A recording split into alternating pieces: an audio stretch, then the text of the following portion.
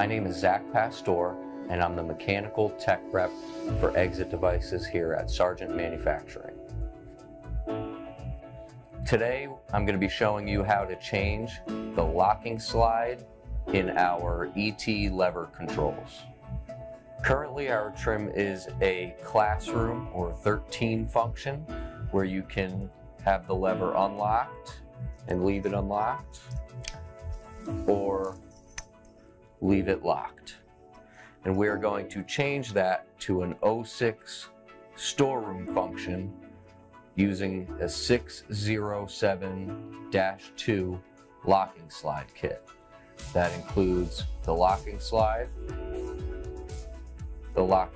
spring, a truss head screw, and a fusible link. So first you're going to take your Phillips screwdriver and remove the existing truss head screw along with the fusible link.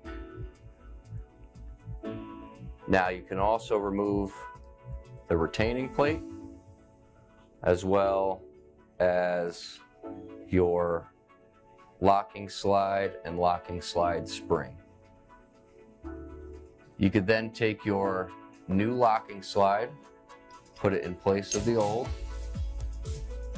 along with your locking slide spring and your retainer plate. Now the truss head screw can be replaced and will secure everything together.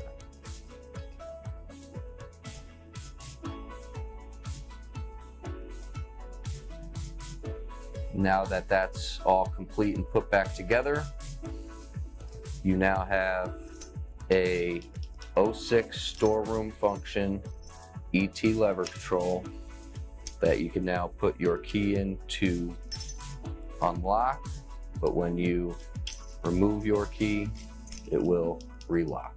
And that is how you change the locking slide in our ET lever controls.